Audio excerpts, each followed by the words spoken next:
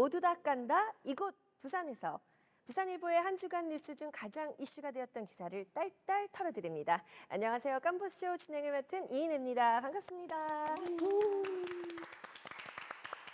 네, 매주 다양한 현안들에 대한 이야기 나누고 있는데요. 함께 하실 세 분 소개해야죠. 부산일보의 박태우 기자님. 안녕하세요. 반갑습니다.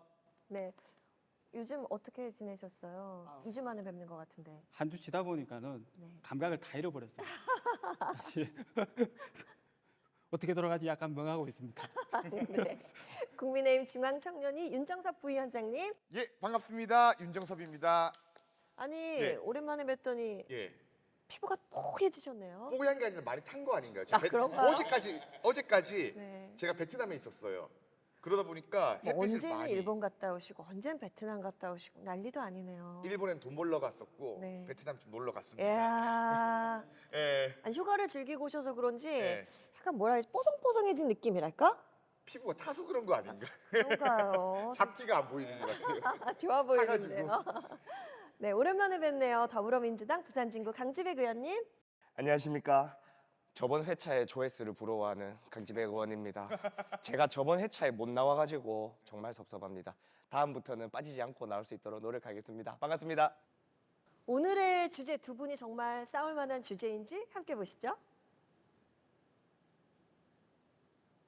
네, 조국 전 법무부 장관인데요. 네. 뭐 한때 대한민국을 굉장히 떠들썩하게 만드셨던 분이죠. 최근에는 그 딸 조민 씨에 대한 예. 관심이 엄청 많아지시고 또 유튜브도 하시니까 예. 뭐 덩달아 아버님까지 같이 이슈가 굉장히 많이 되고 있는데요.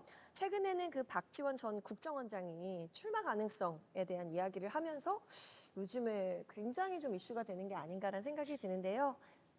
구체적으로 이야기 좀 부탁드릴게요. 예, 그 총선이 이제 한 11개월 정도 남았는데요. 이제 뭐 지금 시점에서 이제 뭐 어떤 인물들이 나올까 하는 이야기들이 이제 나올 시점이긴 합니다. 근데 총 이제 선거란 게 보통 이제 그 구도라든지 프레임이라든지 이런 게 이제 중요하지만은 무엇보다 이제 선거에서 직접 뛰는 선수가 되는 이제 이 누가 나올까 하는 인물이 중요하지 않습니까? 그래서 이제 이 각 당들이 이제 우리는 어떤 후보를 내세우겠다 하는 게 이제 총선 이제 그 출마자에 대한 공천 룰을 갖다 이렇게 이제 정하는데 얼마 전에 이제 민주당이 이제 공천 룰을 확정했어요. 네. 근데 그 중에서 이제 눈에 띄는 게 이제 공천 룰에 보면은 그 뇌물 수수라든지 성범죄라든지 이렇게 좀 사회적으로 지탄받은 이제 중대비리 혐의자들의 경우에 이제 재판이 진행돼 가지고 이제 1심이나 2심에서 이제 유죄를 받은 경우에 이제 상급심 재판이 이제 진행되더라도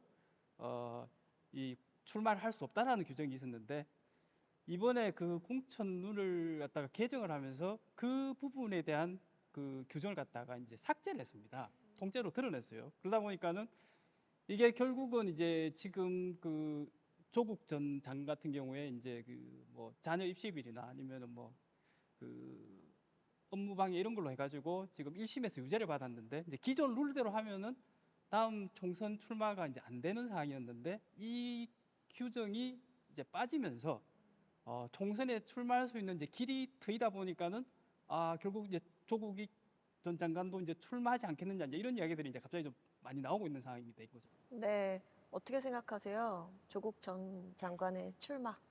이 결국에 조국 전 장관 같은 경우에는 출마를 해선 절대 안 되는 인물 중에 한 명이라고 생각을 해요. 전 딱 세 가지로 좀 간추리고 싶어요. 네. 과거 이제 조국 전 장관 같은 경우는 산호맹에서 활동했던 이력이 있습니다. 1993년 한국 사회주의 총연맹이라고 해가지고 노동자 연맹이라고 해가지고 그 산호맹에서 이제 그 불법 단체였죠. 거기서 활동한 이력 때문에 유죄 판결을 받은 적도 있었고요. 사실 대한민국이라는 이 정부가 수립된 이래 불법 단체에서 활동을 했고 과거 어떻게 보면은 그런 이제 뭐 민주화 운동을 했다는 가면을 쓰고 있지만은 엄연히 민주화가 된 이후에 그런 불법 단체에서 그 활동을 했다는 거는 말이 되지가 않는 거거든요. 좀 그런 부분에 대해서 상당히 이제 불법적인 부분에 대해서 조국 전 장관의 출마에 대해서는 상당히 잘못되었다고 생각을 하고 이제 두 번째 같은 경우에는 내로남불이라고 생각을 합니다. 전형적인 이 우리 흔히 말하는 586 세대가 아니라 586 정치인들의 문제라고 생각을 해요. 과거 이제 죽창가라고 해가지고 본인의 페이스북에 그 반일 운동이 한창이던 시기에 일본과 싸우자는 이런 이제 그 선전 문구들이나 그런 게시물들을 많이 올렸었거든요. 근데 그 뒤에선 또 어떻게 했습니까? 그 반일 관련된 주식들을 사들여 가지고 어떻게 보면 또 국민을 우롱하는 행동을 했거든요. 그 지금 뭐 김남국 의원과 대동소이한 논란이라고 생각을 해요. 그리고 이제 마지막 같은 경우에는 이제 그 조국 전 장관 같은 경우에는 본인의 SNS 활용도가 상당히 높은 정치인 중에 한 명이에요. 그 광주의 자영업자이신 뭐 우리 배 무슨 사장님이라고 계시는데 최저 시급이 올라가지고 문재인 정권 당시 힘들다는 말을 한마디 했다는 이유 가지고 그걸 정치적 인물이라고 해서 본인 지지자들로 하여금 좌표 찍게 만들고 그 사람을 너무나도 이제 괴롭혔던 사실이 있었거든요. 그런 사람들이 정치를 해가지고 그 과거 지금 우리나라 586 정치인들이 만들었던 그런 변질된 대한민국의 정치 문화를 그대로 또 이어나간다는 이야기밖에 되지가 않거든요. 그렇기 때문에 조국 전 장관 같은 경우에는 제발 출마 안 했으면 좋겠어요. 정말로. 예. 네. 우리 또 사실 전 장관이라고 대체 우리 강 의원님 앞에서 미안한 말인데 말이야 바른 말이지 그 체험판 법무부 장관이지 무슨 법무부 장관이야 진짜. 임명장 받았잖아요. 이번에. 임명장. 장관 그러면 임명장 장관으로 인정을 해드려야겠네. 우리 강지백 의원님은 어떻게 생각하세요? 조국 전 장관의 출마설. 지금 저희 당내에서 약간 이슈몰이를 할 수 있는 인물이 조금 지금 잘 안 보이다 보니까 조국 전 장관을 소환한 것 같은데 저는 일단은 왜 조국 전 장관 출마설이 돌았을까 제가 한번 생각을 해봤거든요. 일단은 조국 전 장관 법무부 장관 임명 당시에 여러 가지 혐의가 있었습니다. 제가 아는 혐의만 해도 한 15개는 될 건데 그중에서 유죄받은 게 몇 개가 없어요. 그러니까 저희 민주 진보 진영 입장에서는 이거를 또 이제 검찰이 부당하게 수사했다 이런 프레임으로 약간 해가지고 조국 장관 출마설을 살살살 띄우는 분위기인데요. 그래서 조국 전 장관의 무죄받은 여러 가지 항목들을 이용해가지고 조국 전 장관은 생각보다 괜찮은 사람이다 이런 이야기를 하고 싶어 하는 것 같아요. 근데 출마 자체를 이분이 하실까요? 제가 알기로는 그런 캐릭터가 아닌 걸로 알고 있거든요.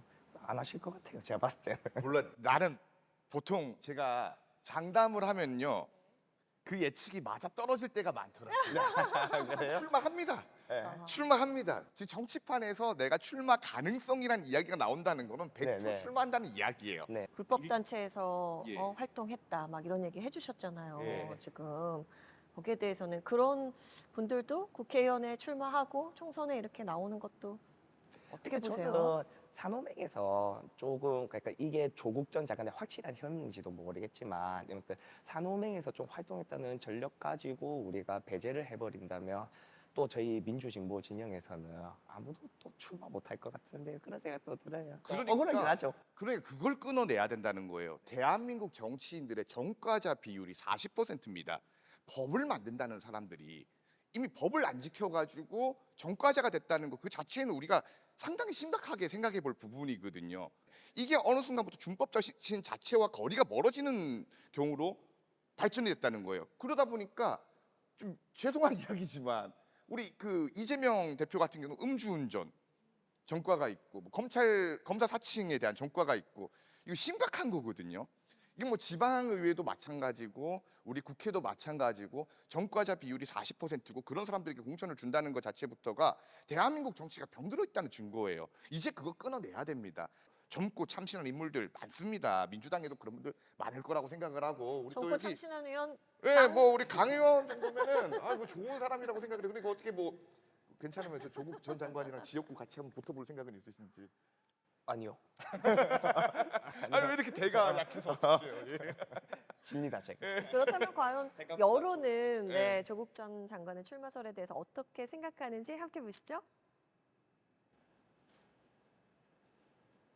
아유 역시 여론조사가 반대가 그래도 굉장히 많네요. 아니 반대가 많은 게 정상이죠 당연히. 예, 저희가 그 준법을 지키는 유튜버이기 때문에 네. 그 여론조사 그에 대해서 이제 이 저기 중앙선거 여론조사 심의위원회에 이제 이 규정이 있어서 그 부분 잠깐 좀 설명을 좀 드리겠습니다. 네네. 이번 조사가 이제 데일리안이 여론조사 전문기관 여론조사 공정에 의뢰해 가지고 지난 15월 16일 전국 남녀 유권자 1,200명을 대상으로 이제 실시한 조사고 자세한 내용은 중앙선거 여론조사위원회 홈페이지를 참조하시면 됩니다. 근데 이제 여기서 중요한 건 이제 대체적으로 다들 이제 그 반대 여론이 높았는데 지역별로는 호남에서는 일단 좀 찬성 여론이 많았고요. 그다음에 어. 연령별로도 이제 40대에서는 찬성 의견이 좀 많이 나왔습니다. 그리고 특히 이제 주목해야 될 부분이 이제 민주당 지지층에서 이제 어떤 여론이냐가 이제 중요한데 민주당 지지층에서 71.6%가 출마에 찬성한다는 답변을 했거든요. 근데 일단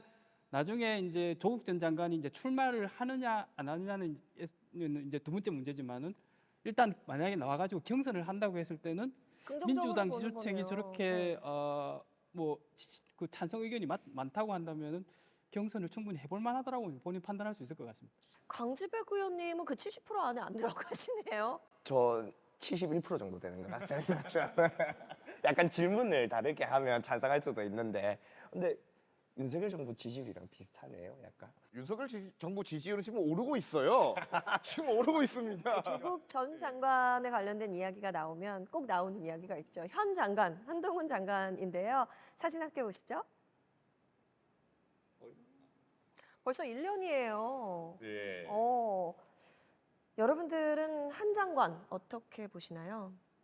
저는 뭐 솔직한 심정을 얘기하자면은 이번에는 정치 총선에 출마를 안 하셨으면 좋겠어요. 왜요? 다음번에도 기회가 충분히 있을 거라고 생각을 하거든요. 일단 장관의 역할을 좀 해라. 그렇죠. 장관으로서의 역할을 무엇보다도 지금 잘 수행하는 것이 국민에 대한 신뢰를 더 올릴 수 있는 부분이라고 생각을 하고, 개인적으로 이제 한동훈 장관 같은 경우는 이번 총선만을 바라보는 게 아니라 앞으로 뭐 미래 대선 후보로까지 거론이 될 만큼 이 보수 지지자들 사이에서도 상당히 신뢰가 높은 분이기는 합니다. 그렇기 때문에 앞으로 뭔가 자신의 행정 능력, 지금 이제 행정 능력을 보여주고 앞으로 정치적인 철학들을 조금 더 사람들한테 고찰을 시켜준 다음에 그 다음에 좀 출마를 하면 어떨까? 저는 개인적으로 이렇게 생각을 해요. 네. 출마를 만약에 뭐 이번에 안 하더라도 다음번에 했을 때는 어떻게 생각하세요? 가능성은 있다?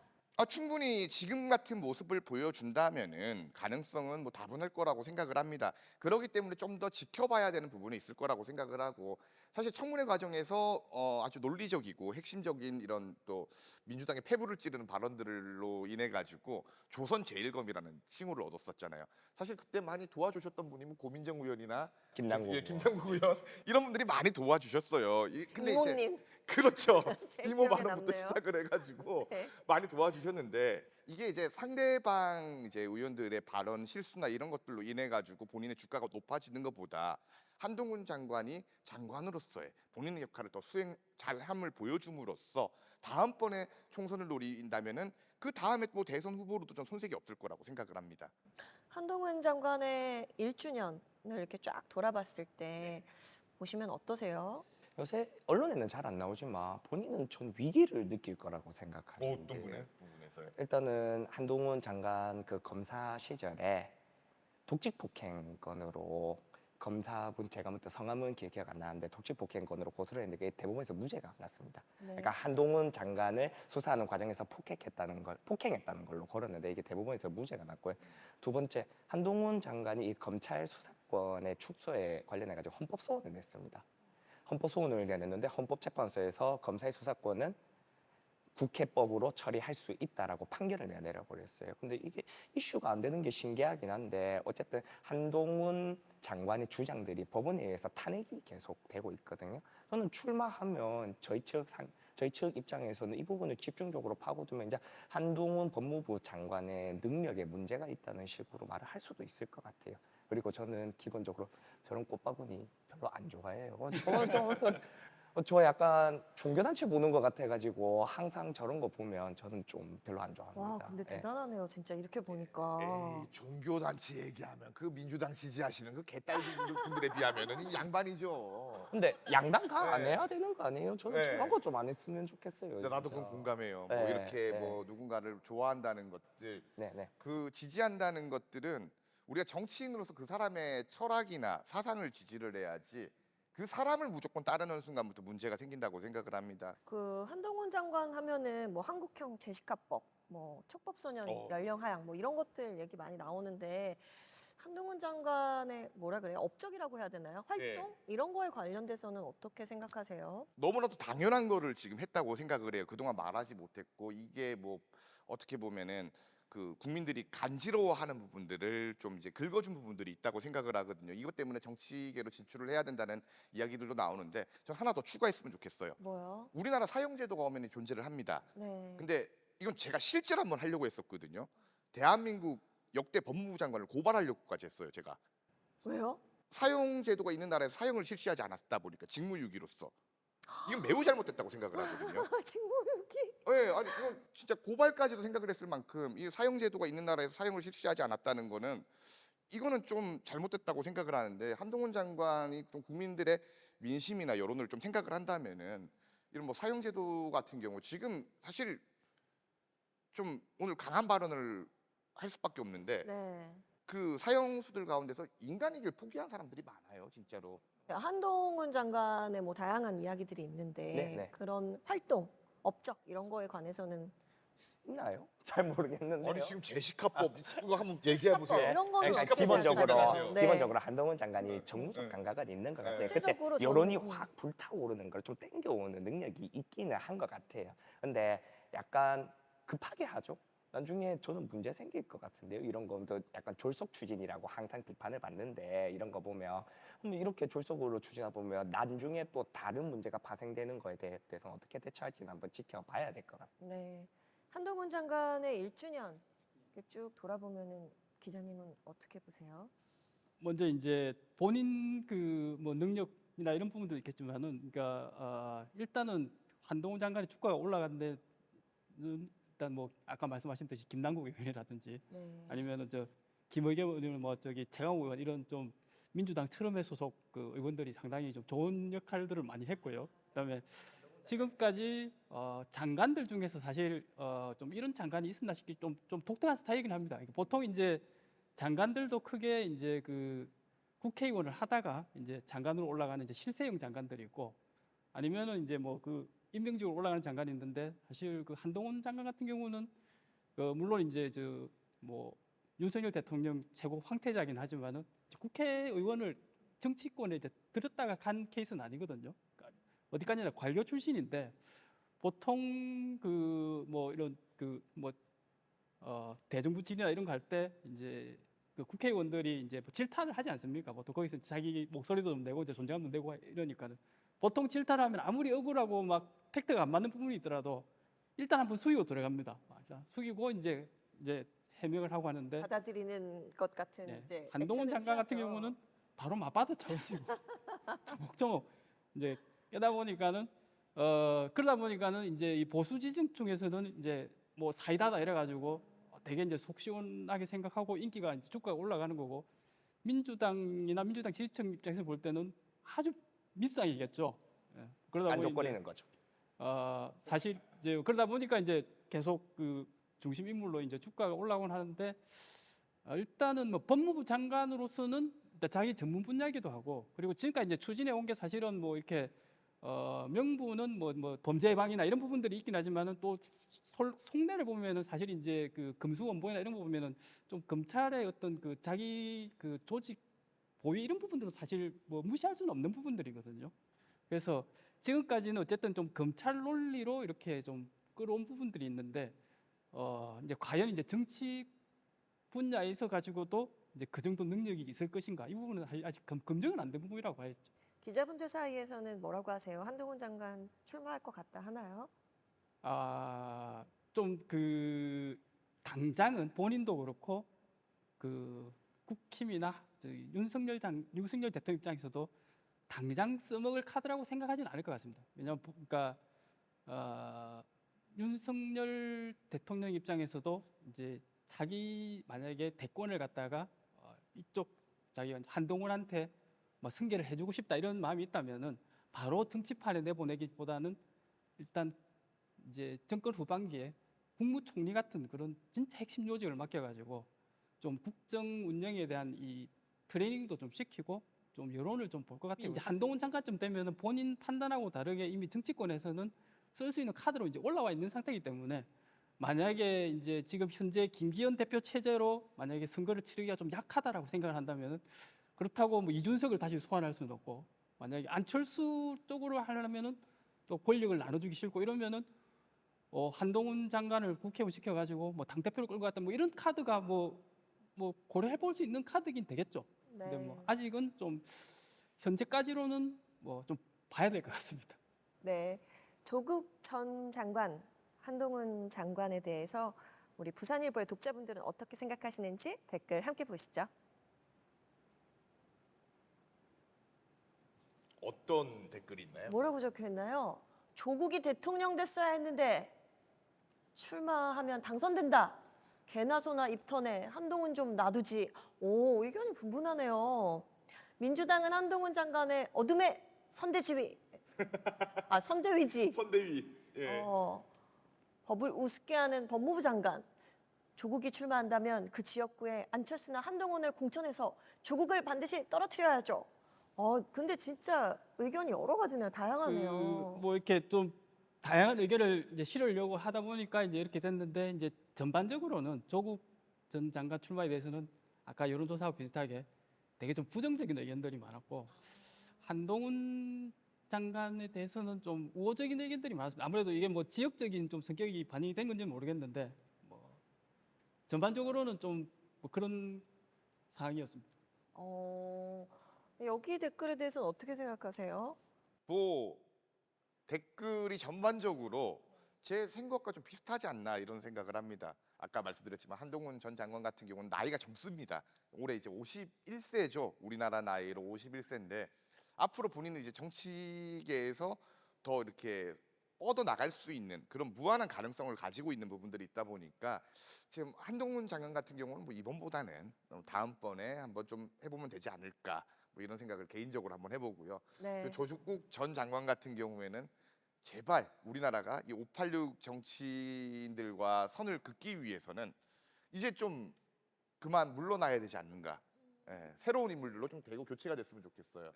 한동훈 장관이 언론 관리를 참 잘했다 이런 생각이 들어요. 아니 무슨 언론 동아일보 관리자래요? 동안 채널A 기자와 그거 고발 사주 건도 한동훈 전 장관과 연계가 되어 있었고요. 그래서 그 채널A 기자는 뭐 아직도 법의 심판을 받고 있죠. 계속해서.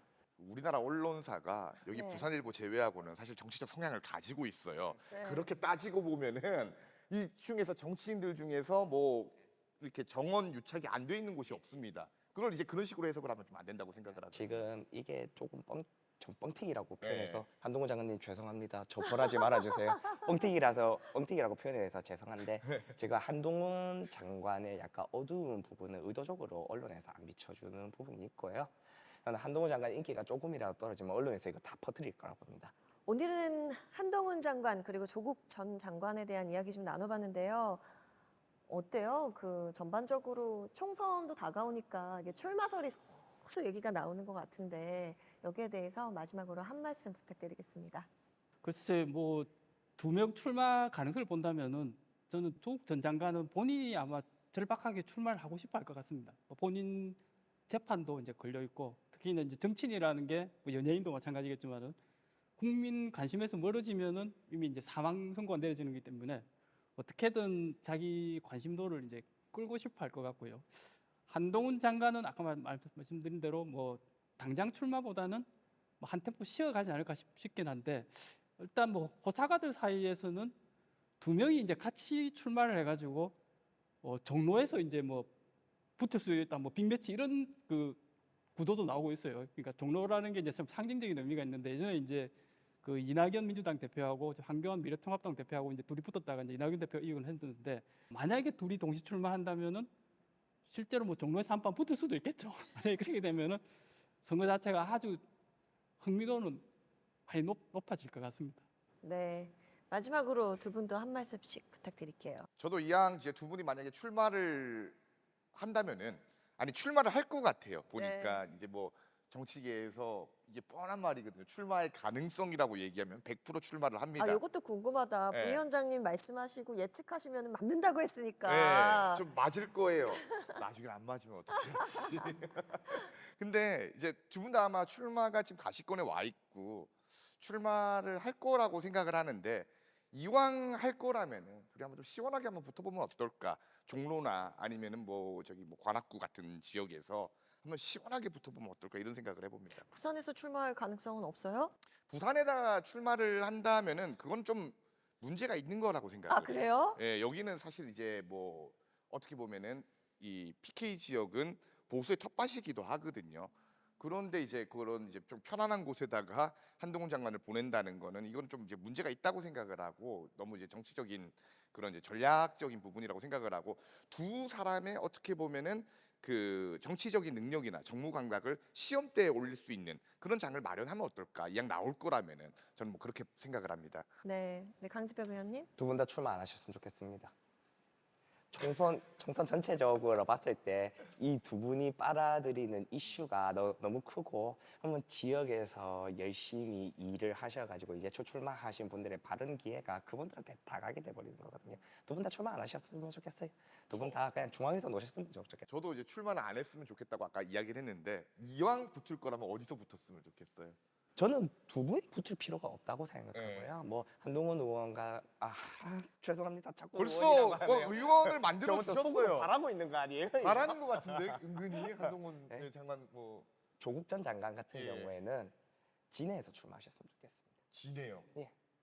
왜요? 학원이 있잖아요, 운동학원이. 그쪽에 있잖아요. 네. 그래서 될 네, 가능성이 높은 그리고 곳으로. 저희 당 입장에서도 상징성이 있는 게 험지거든요. 네, 진해 쪽에서 출마를 하셨으면 좋겠고 한동훈 장관은 그래도 약간 이 집안내가 안 맞아요. 수도권에서 험지 같은 지역, 뭐 또 이왕 붙을 거면 계양이나 이런 데 보내버려가지고 이재명 대표랑 붙여보는 것도 전 재밌을 것 같은데. 좋을 것 같은데 그거는 개인적으로. 계양이나 이런 데가 그건 뭐 좋을 것 같은데. 뭐 이재명 대표 붙여보는 것도 약간 두 분 다 독한 혈을 가지고 있으니까 충분히 이슈는 될 것 같습니다. 근데 여기서 지게 되면은 만약에 정치인의 끝이죠, 둘 다. 둘 둘 다 중에 한 명은 끝이라기보다는 둘 중에 한 명은 끝이죠. 당에 그다음 이제 뭐 대선에도 문제가 생길 것 같은데. 총선에 대해서 저는 굉장히 멀리 남았다라는 생각을 했었는데 또 이런 얘기 들어보니까 기대도 되고 네. 약간 흥미진진한 것 같기도 하고 네. 드라마처럼 좀 약간 빨리 왔으면 좋겠다라는 생각마저 드는데요. 그래서 여러분들은 어떠신지 모르겠네요. 네, 오늘은 대한민국에서 집중적으로 이목을 받는 두 분이죠. 조국 전 장관 그리고 한동훈 장관에 대한 이야기 나눠봤습니다. 다음 이 시간에도 흥미로운 주제로 이야기 나눠보는 시간 가져보겠습니다. 저희 방송은 2차 전지 분야의 글로벌 리더 금양과 함께합니다. 시청해주신 여러분 고맙습니다. 고맙습니다. 고맙습니다.